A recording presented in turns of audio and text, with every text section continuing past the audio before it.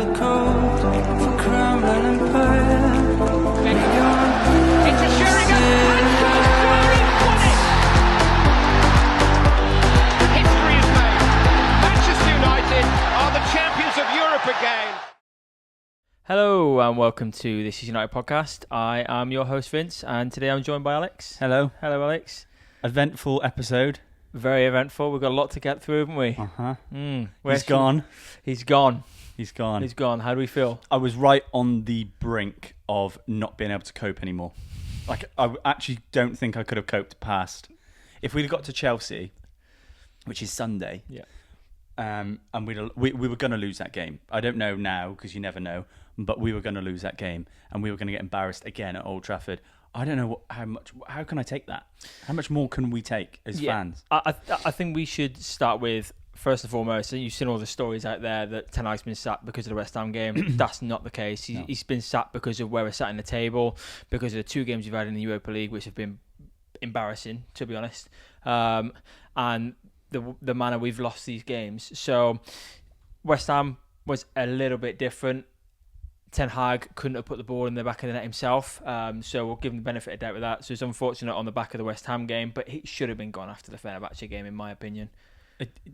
You know me. We had this conversation. I think we had this conversation last season on my podcast where we were talking about Erik Ten Hag, and I was saying to you quite strongly, this manager is not good enough to take Man United forward. Let's talk about why then, because a lot of people will say he wasn't good enough, he didn't do this. What are your opinions on why you think Erik Ten Hag wasn't good enough? Something that has been more prevalent this season to me, and actually has been always there, but more prevalent this season, is man management. A player gets into the side, starts performing or starts doing well, and he pulls them out, and he does it time and time again. You don't actually notice because it's really subtle, where he'll start, he'll talk about squad rotation and things like that.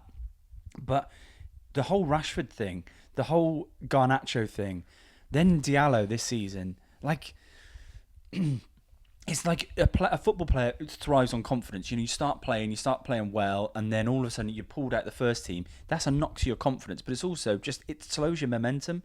And I think that, for me, the way he's handled the players, a lot of the players liked him. It seems like it. I know Garnacho had a good relationship with him. Højlund had a good relationship, Mainu.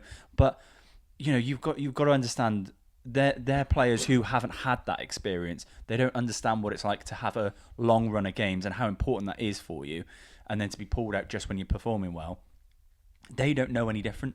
Mm-hmm. So of course they're going to support a manager who likes them and occasionally picks them and things like that. But if you're a senior pro, you've got to be looking and thinking, what is this guy doing?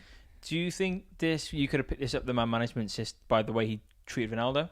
Do you think this was early signs there? Yeah, and we go back to the Sancho thing. I actually think he did the right thing a lot of the time with Sancho. Yeah, I know Sancho and him fell out in the end. I think he did the right thing with Sancho, gave him more than enough time. The Ronaldo thing was a problem for me. It was an issue for a lot of United fans at the time. And we had this kind of feeling, because Ronaldo left and Ten Hag stayed, well, we have to support the person who stayed. We're not going to support Ronaldo who doesn't play for us anymore. But really, it wasn't right. Ten Hag had to manage Ronaldo in the right way. He didn't. Ronaldo had to manage the situation a lot better as an adult, as a grown-up and a leader in that side, and he didn't. So, two sides to every story on pretty much every aspect you look at this. But at the end of the day, Ten Hag is he's the root cause of everything.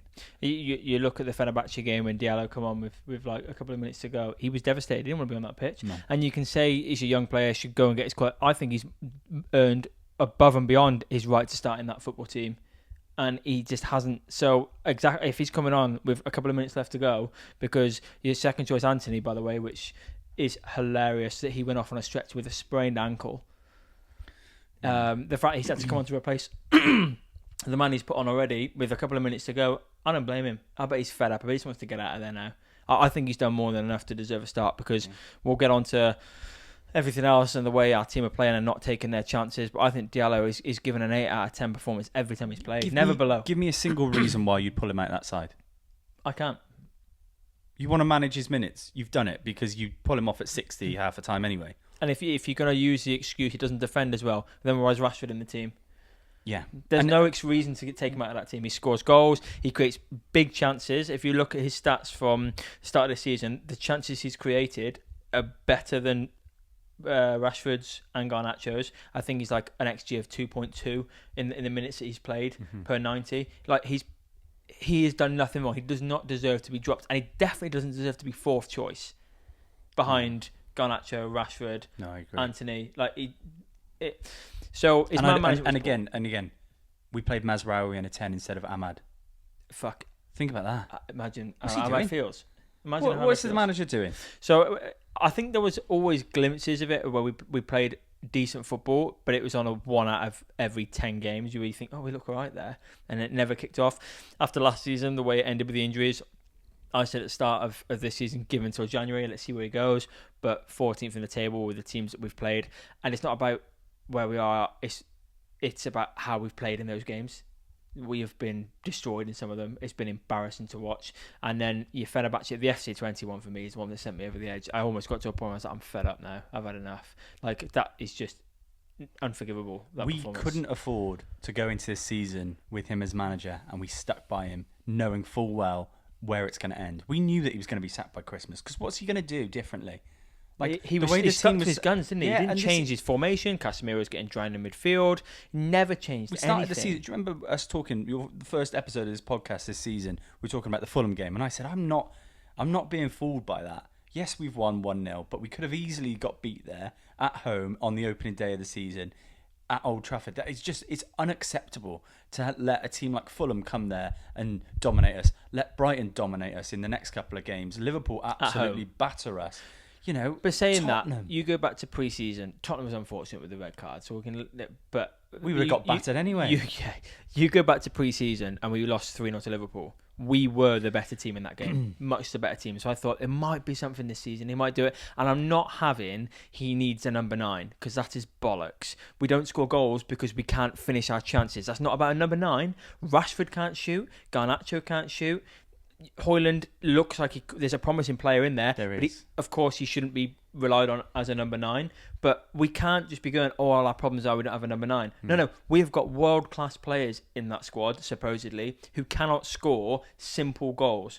It's a team of individuals. So I don't think, we'll go out and sign a number 9. That's going to solve our problems. Because our problems aren't the number 9. It's putting the ball in the back of the net, which is everyone's job at the top of the pitch. And none of them are doing it. Well, how about this? Angel Di Maria signed, top player, failed. And we're going past Ten Hag here. Yeah. Failed. Ronaldo came in, scored those goals. Started really well. Failed. Yeah. Set that last season. You bring in Sancho. You bring in Mason Mount. These players who are the top English talents. Failed. Maguire. Failed. Doing absolutely fine. Brought him in. Failed. Casemiro, £75 million, one of the best DMs in the world, playing for Real Madrid, 5-time Champions League winner, whatever it was. Failed.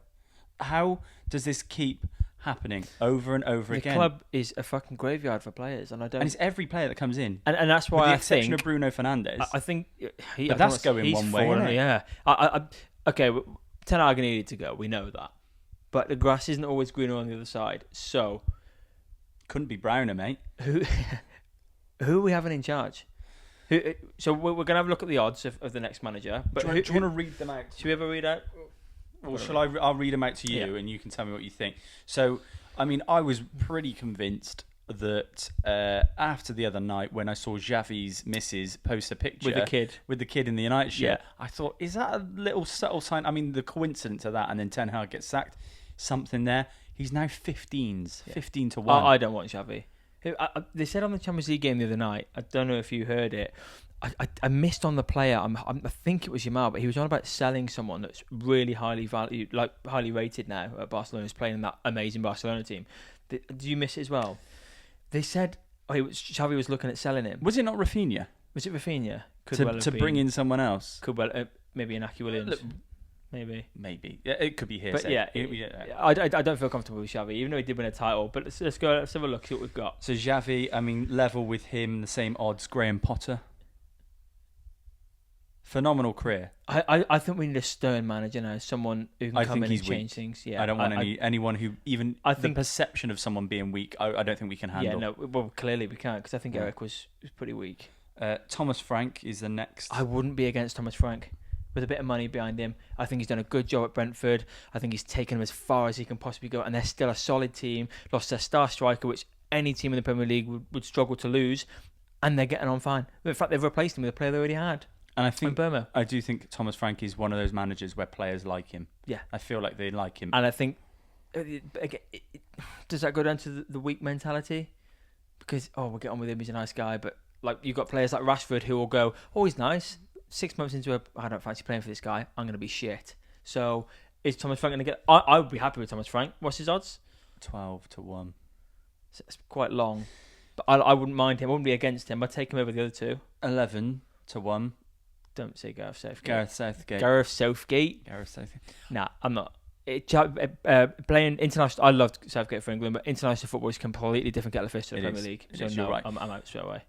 The one thing I'll say in Gareth Southgate's favour, if he did come into Man United, he came into England at one of England's lowest points, if not the lowest point, where we had failed and failed and failed again. The culture within St George's Park, or whatever the training complex was, or the complex for the England team, the FA, everything about the England national team was negative.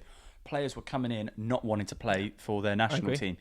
What Gareth Southgate did in that period of time that he was there is change the mentality. That shifted. It was polar opposite. All of a sudden, players were playing better for England than they were for their clubs. If anyone has shown that they can take a toxic environment to a positive environment in a short space of time, I think it's Gareth Southgate. Now, on the opposite end of the spectrum, the football he played is not great. You're playing that at United, it's not going to survive. We scored loads of goals. When you look at the team, look, we love Gareth Southgate and we love what he's done for it. He's changed English football and he's probably given on for a better chance for us in the future. However, the football we played, we could have beaten Spain, we should have beaten Italy, and I think that's down to Gareth Southgate's tactics. And nothing against him, I'm not slating him at all because I still love what he's done. But I think if we'd have had a positive, impacted manager, we would have beaten Italy for sure. That's without a doubt. I think I see your point on that. Would I then be a little bit unsure when it came to big games, big occasions? Or Premier League, maybe. An entire 38 game season, not just a tournament. You don't know until it happens. Of course not, but he's had manager's job before and he didn't do great. I almost feel like the next manager isn't the manager that wins us a Premier League title.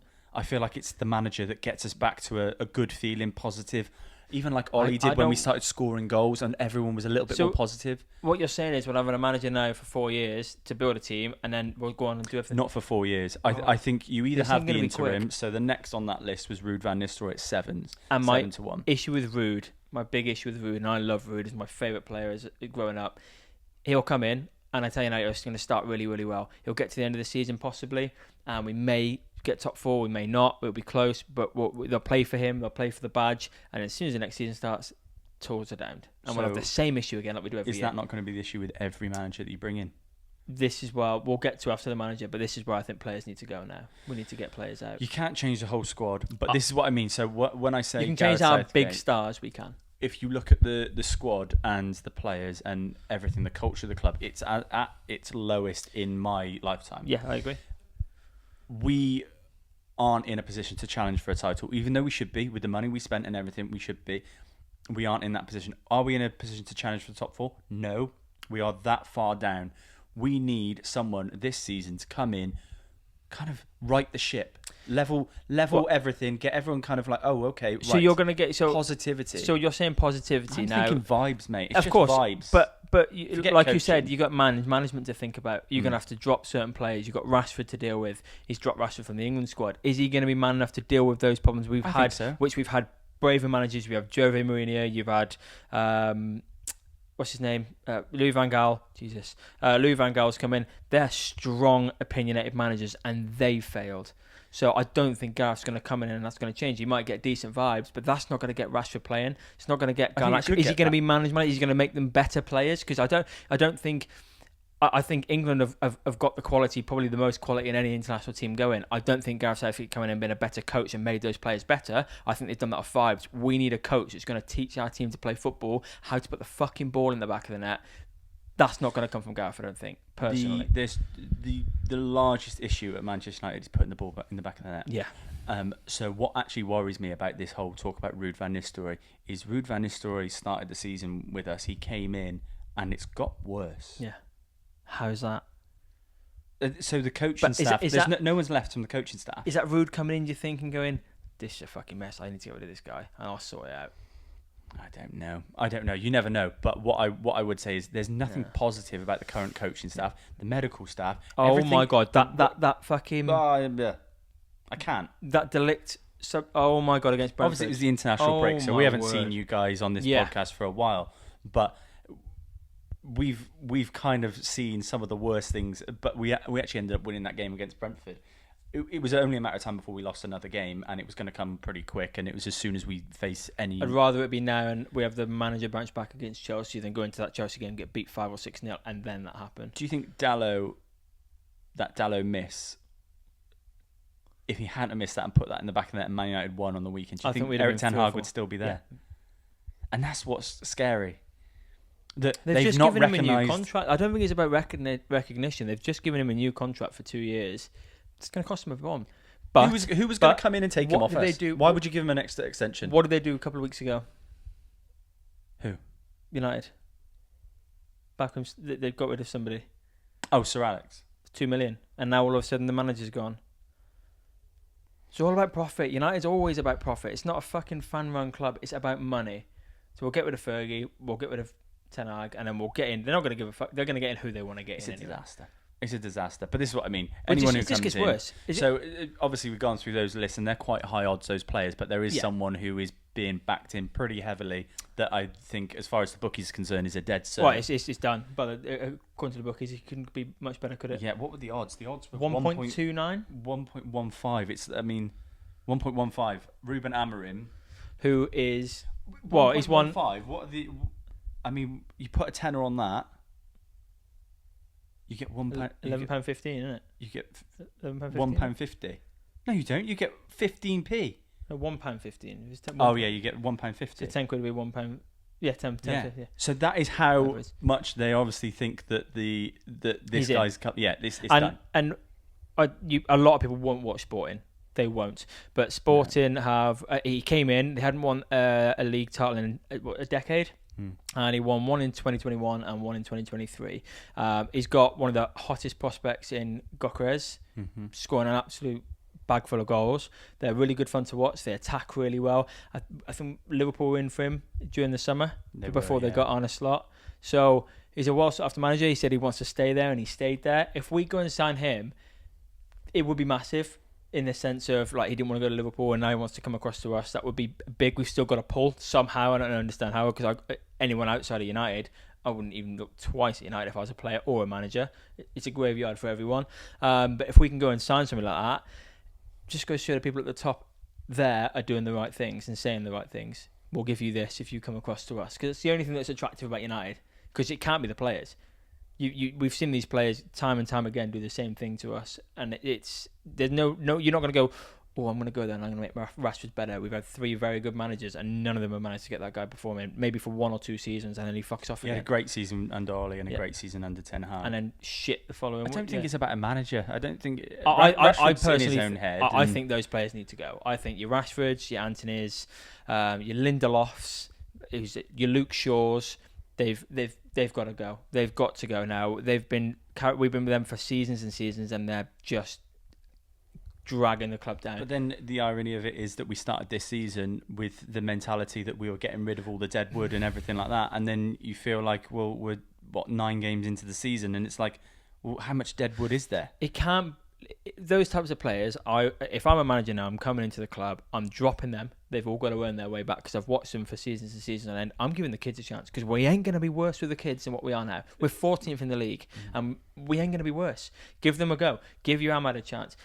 Garnacho, for me, we disagree on Garnacho quite a bit. I don't think he gets better than he does. You don't find that finishing touch, and his conversion rates are just probably the worst in the. I reckon think it's got to be top 5 leagues. I reckon he's the worst player in the top 5 leagues. I don't know. I don't know if it's true or even if this is a statistic, but I cannot think of a single player who misses as many big chances as him. And then you'll get someone go, well, yeah, but he's scoring goals. He's got 5 goals this season. He's probably missed about 20. That's not good enough for a left winger. Some of the open goals we've missed this season.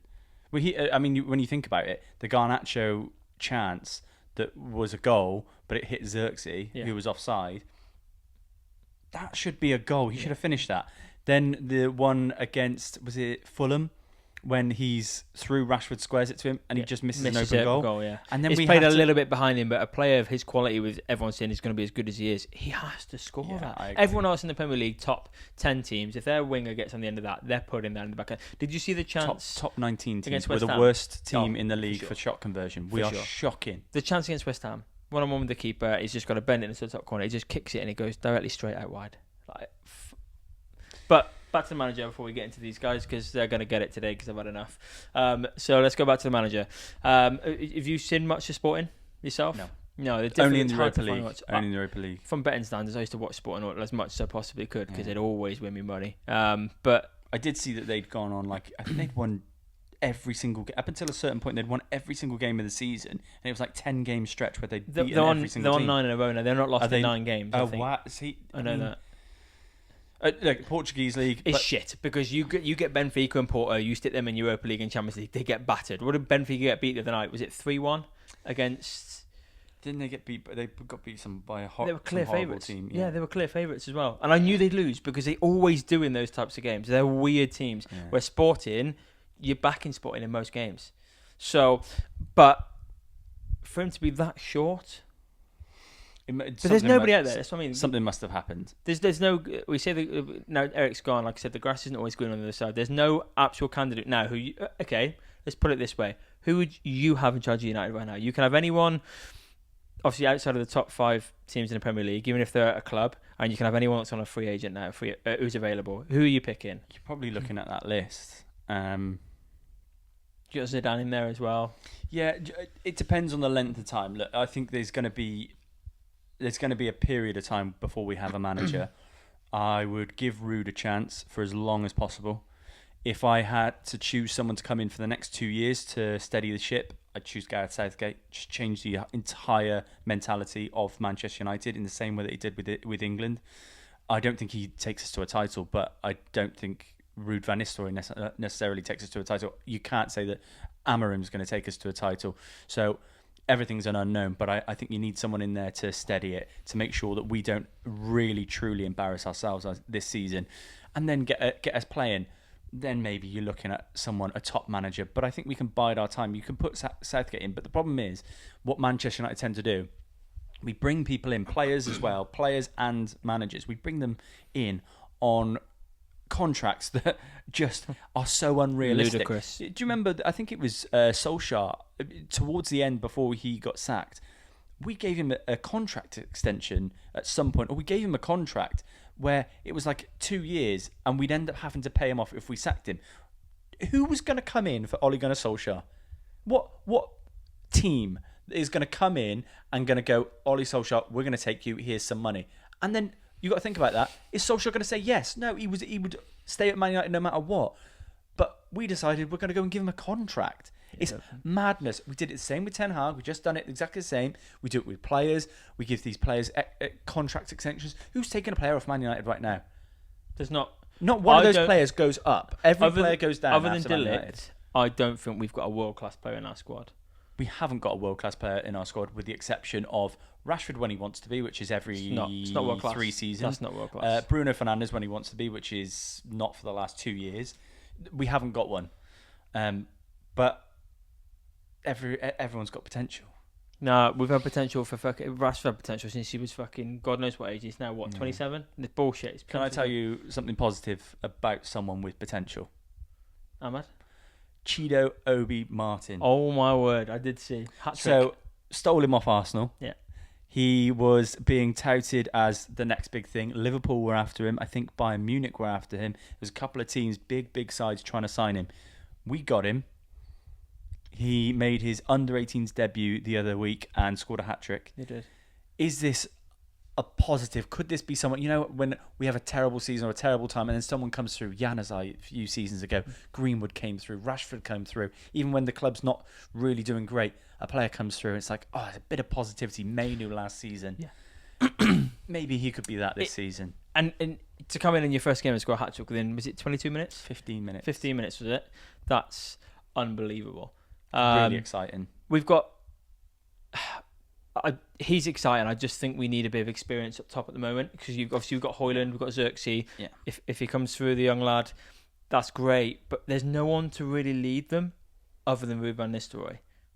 So he might be your best one to possibly lead them. for finisher for sure. I do think the thing with Ruud is, yes, he was a good finisher and everything, but I think what really stood him apart from other strikers and other players was his just will and drive Determination to win, to score. Yeah, all he cared about was scoring, and I think that's not something you can teach. No, that's got to be inherent. It's got to be something that you are born with, where you're like, all I care about is scoring. I don't care about the team. Yeah, no. I'm going to keep scoring. Yeah, you have to be selfish to be a goal scorer, and he was by selfish. I think that's what I want to see from Højlund. I said it. I've kind of come around to Højlund. He's a really good player. You can see it. He's a really good player. Yeah. Even the chance against West Ham at the weekend. Do you see when he took the ball and then nicked it past him? Yes, the goalkeeper made a good save and stuff like that. But that's class. There's quality. Something there, and I think there's a lot of pressure on him. But he's getting shit service. We know that. Yeah. And when I said, like I said back earlier on, we don't need a number 9. That's not to solve our problems. And the reason I'm saying that is we created the 6th most big chances in the league this season, and we are 20th for taking them. 20th. So goal scoring is our problem, but it's not a number 9. It's everyone else who just can't put the ball in the back of the net. You can't rely on a big number 9. Getting into the box and then making the wrong pass. Dalot did it against West Ham. The Rashford chance against Fenerbahce when he pulled it across. Fuck. Just put it to someone's fucking feet, Jesus Christ. Doesn't it just make you want to strangle someone? Here's a stat for you that will make you laugh. This one's a good one. Anthony, I saw this on the United Stand podcast. Anthony has had 43 shots last season, scored 1 goal. I reckon we could have 43 games in a season for United, and I reckon we'd score more than 1 goal just by standing up top on the last man and just running. That is mental. Now, I know he cuts in on his left foot and he hits the ball, I get that. But 1 in 43, I reckon if you give 90% of the players in the Premier League 43 shots in a row, they're scoring more than 1 bloody goal. Do you ever see the guy who says stats are like bikinis? What they show is interesting, but what they don't show is even more interesting. Go on. I do think there's a stat there, 43 shots and no goals. I do think... Here we go. That makes Anthony look good because he's getting 43 shots. Well, first of all, he's getting shots. Yeah, he's getting space. No, but I'd love to see the XG on those because he doesn't have big chances and miss them. They're outside the box. Yeah, that's why he's having 43 shots. But he should be hitting the target and getting more chances than 1 goal. He probably is a better finisher than all of the players that currently play for Man United. Just don't get chances because you're shit. If you had him in front of goal, I think the Anthony pilot, he's just he's a scapegoat, and I hate it. I hate it, that United stand. I saw them doing it about him saying Anthony this and Anthony that, like making a video about him. The guy absolutely loves Man United, would do anything to play for us. Every time he puts on that shirt, you can see he tries his hardest, and when he scores, he's tapping the badge and loves it. We can't be just absolutely kind of vilifying him for trying. Like, there's a lot of players in our squad that don't try, who aren't asked. There's a lot of things that are wrong with this club that isn't Anthony. Anthony's just a scapegoat. Look, he's not great. He's not a Man United player, but he's not a bad player. He's not an awful player. It's just that the confidence is low, and he was a hefty price tag. And you were right earlier. Look how many players have come to United and failed. He was good at Ajax. Yeah, I'm sure wherever he goes next, he'll probably be decent. Yeah, in the same way that every player that leaves Man United goes on and does all right. Yeah. Do you know what I mean? Like, even if they go down and step down a level, they still do all right. So, yeah, I don't know. The manager could change things. I don't know. I think something absolutely massive has to happen. But 100% it can't get any worse. I said to you at the start of the season, we have the worst manager in the league, and I stand by that. He's the worst manager I think I've ever seen at Man United. Well, I know he's the worst manager I've ever seen at Man United. Yeah, 100%.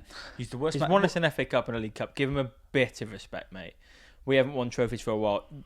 You can say all you want, but we beat Liverpool and Man City towards the FA Cup, and we beat Newcastle, who were on fire in the final. I'll give him one bit of credit. That Man City in the final FA Cup last season. And Liverpool? No. Mate, we were getting carved open. We could have gotten beat in that game 6-3. Okay, Newcastle in the final then in the League Cup. They were on fire, Newcastle. Newcastle didn't turn up.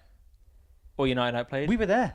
Yeah, but we were better. Tell me, were Newcastle great that day? We were right there. We were 10 yards from the pitch. But still, he still won a trophy, so to get Newcastle there. turned up and were happy to be in a final. Harsh. I'm happy that he's gone, but I'm also happy that he came. He's won 2 trophies, and he's just been outed by the same fucking shit players. He's come in, he's left the club in the worst possible position. No, I disagree in because the history. we have got some decent players. Now we've got Mazraoui, we've got De Ligt. You just said we haven't got decent players. No, in the sense of I said we haven't got world class players. We've still got decent players. We haven't got world class players, but we've got De Ligt, who I think is probably the only world class player we have. You've got Mazraoui, who is a very good player. You've got Yoro to come back from injury. We don't know about him yet. He's an unknown. Casemiro is still an okay, decent player. You've got Mainu, who could be anything. It could be special. You've got Bruno, who needs to sort his form out. Obviously, I'm still a bit worried about Bruno. And you've got Højlund. Outside of that, I'm not so sure. Still not. My cast is voted on Xerxes yet, but I'm not a big fan. But we still got some decent players in there. So, and he's putting us in a position where he's signed some decent players. Okay, still got Anthony, we've still got Rashford, we've still got, Luke Shaw, who's not playing. Lindelof is possibly the worst header of football in the entirety of any football in any fucking league. Even non-league, that cunt is the worst header of football I've ever fucking seen in my life. But we still got some okay players to work with. Now, when Ten Hag came in, we didn't have any. You name one player that he had when he came into that. When he came other in, than Rashford, we had no one. Maybe, yeah, that's it. He had Rashford, Ronaldo, Greenwood. He had Bruno Fernandes. Greenwood obviously fucked off. Bruno's still there. Rashford is shit as he's ever been. He had Varane. Who was coming to an end. He couldn't play. Didn't play for a season. He had De Gea. Coming to the end of his career. I think he's come in. I think we've got a better squad now than we did then. Terrorist, mate. I think we've got a better squad now than we did then. But he came in and blew the club up. But isn't that what Rangnick said needed to happen? I think he's blew it up, but not enough. No, he's absolutely devastated the club to the worst point. The mood couldn't be lower at Man United. Couldn't be lower. But this happens every time. This isn't not always as bad on as the this. manager. Yes, it was under Rangnick. It's never been as bad as this. Rangnick, it was. No. Bullshit. Rangnick. We were getting. Where are we in the league? What? Where were we? Where are we in the league? Where did we finish in the league last season under him? The worst position we've ever finished in the history. Yeah, but Rangnick of managed what? 15 games? We've No, never not that many. 8 games. Something like that. It was. In the Premier League, we have never finished any lower. And that was under him, after spending God knows how much money on the players that he wanted. He gets the players who he wanted. Mourinho didn't get the players that he wanted. That's not true. He didn't want Casemiro. He wanted Luke de Jong. Frankie de Jong. Frankie de Jong was never going to move. He didn't want to move. You can't force a player to come in. Didn't want Casemiro. That's what he got lumped with. Got lumped with a bloody world-class defensive midfielder. He's also brought through Mainu. Mainu would have come through. Mainu's comes through in spite of Erik Ten Hag. Erik Ten Hag's tried to run him into the ground. He didn't give him a guy a rest. No wonder he's injured. He's not rested for about 18 months. De Ligt, Mazraoui, Højlund. These could all be decent players for us in the future. Are they? They could be. Are they? Those three, I'm saying, yeah. Okay, you can go with Anthony. Bit pepped. We might get relegated. That's where we are. That's where he was taking us. You're sounding deluded. You gaslighting me. Off your fucking head. Right, listen. We've just got rid of the very, very worst manager in the club's history. Let's be positive. The positive is that he's not there anymore. I honestly couldn't stand him, and you won't see me shouting about it saying get Ten Hag out, and I'll say my opinion and whatever. But genuinely, now he's gone. I'm not thankful for him. I cannot stand him. He was arrogant. He was egotistical. The way he would walk out into press conferences. Yeah, but I won 3 trophies or 2 trophies. We're fucking 9th. And now 14th. I rang Alex this morning about coming up to do the podcast, didn't I? And I was like, oh, have you seen Eric's gone? What do you mean? No, Eric's gone, mate. And I could feel the smile from his face through my phone. He's like, what do you mean he's gone? He's been sacked. He's like, no way, I haven't seen that. I could feel how happy you were. I honestly thought they were going to let it go for the whole season. I thought it was going to be. I really thought it was getting to that point where they're just going. And I don't. My mental health, Vince. I can't take it. After that game, have you seen the picture of Voldemort? You know when he's like this. That was me. Every United game, we just. I was like, Bowen scored. I can't do this anymore, mate. I can't do this. And the thing is, right, it's got to the point. This is how bad it's got. We don't even get any stick for it. No. We're in group chats with a Liverpool fan. You didn't give anything. And did you see the tweets about the penalty? People were feeling sorry for us. Like, oh, I'd love United get beat, but that's not a penalty. But I saw a tweet last week before the Brentford game. I saw a tweet from one of the United fans, and it was going viral, and people were just like responding, yeah, like agreeing with it. And it was a tweet saying, Brentford are coming to Old Trafford. We're the underdogs. Nobody expects us to win. We're going to go out there and show. I was thinking, we're the underdogs against Brentford at Old Trafford. That's how bad it's got. I couldn't take another game. I couldn't have taken another game. Yeah, it's not great. Oh God. Yeah. I've struggled with United recently. The worst thing is, I've had flu all week, right? So I've been really ill. And the one thing that you look forward to every single week is Man United, no matter how bad it gets. It could be a better game. Today could be the day we start kicking on. So I'm ill. I'm just feeling, and then I see the West Ham game, and as I'm getting better, and the West Ham game happens, and I'm the first half, and then I actually think it made me more ill. I was getting better. West Ham happened, more ill. So we'll run through this quickly because we probably don't have much time left, to be fair. We're nearly on 40 minutes. Penalty or not? No. You can say no. I've gone back through it over and over again, and it's just it shouldn't have gone to VAR. No. Or it should have gone to VAR. They could have checked it. Wasn't a clear and obvious error. Moved on. Michael Oliver. I think that if it had been given in real time, I can understand why it wouldn't be overturned. But it's not a penalty. To pick that out, it's not clear and obvious. No. Yeah, so it's a disgrace. And Michael Oliver, we know he's a dodgy fucking wanker anyway. Yeah. So, Fenerbahce, that game, just embarrassing. And they have half their squad out injured. Do you know what I think we should do, considering it's the end of the episode? I think we should look forward to the next two games, the positivity. We've got Leicester on Wednesday. Back at the worst you are correct. Terrorist who's ever come into. We've got Leicester. So by the time actually you guys are listening to this, we would have played Leicester. Yeah. And beaten Leicester. Then we've got the big one, Chelsea, on the weekend. Yeah, Chelsea on the weekend. If Cole Palmer wants to have his way with us, we're fucked. We are. So I'm not really looking forward to that one on the weekend. I'm looking forward to Leicester maybe. But it's that slight bit where we could have a game against Chelsea. Could be good. Yeah, it's what kills you, innit? That's what kills. That's what gets you as a United fan now. Things I'm really positive at the moment. Hoyland this season, massively positive. I think if he's a good run of games, he's going to get some goals. I think he'll be all right. Ahmad, hopefully if he gets a nice run of games as well. I'm positive about De Ligt and Martinez as a partnership. I think that can work. It depends on who you put in front of them. And then Casemiro, I really like Casemiro, and I really, really hope he turns it around because I think he's got all the quality that he needs to. Hopefully Mason Mount gets back in the team and then starts performing. Hopefully Rashford turns a corner. Hopefully Garnacho starts putting the ball in the back of the net. If Garnacho had fucking pace, he's slow and he can't finish. He's good though. So weekend treble? Weekend treble. So my weekend treble, we read that on my podcast. That's already going to lose, so that's good. So I'm actually 3 weeks in a row with losing, but I'm still £82 up. And we've still got our weekend trebles, which I think I'm £30 up on you at the moment. So. Yeah, I've been away for 2 weeks. I've been on holiday, so I've not done my weekend trebles because we had a bit of a break and we had the international break. But we're back now. Who have you gone for? Do you want to do yours first? You've gone Cardiff and... I've gone Cardiff Norwich over 2.5 goals. Yeah. I've then gone for Chesterfield against Horsham in the FA Cup over 2.5 goals. And then I've gone for Leipzig or draw against Dortmund. That's going to be £10 on returns you £40. You have gone for... Incredible. Man City away at Bournemouth. Tough game, but I'm going to go with that. Everton or draw against Southampton. They seem to have turned the corner now, Everton. They look solid. They are away from home. They are at Southampton at Saints. And then I've gone Peterborough to score over 1.5 goals away at Newport County. Newport concede goals, yeah. Yeah, concede goals. And Peterborough are league above them. So Peterborough are very good, and they've actually got Kwame Poku. Have you seen him? I haven't. So good. Poku. Sounds like something out of a Pokeball, doesn't it? So good, mate. Poku, go. He'll move from Peterborough at the end of the season, or even in January. He's a level above. Yeah, he's class. Well, £10 on guarantees you £36.11 back. Guarantees. So that puts us ahead of Alex. Then I think won't be far off. If I lose, when you lose. Yeah. So yeah. And what was the forfeit?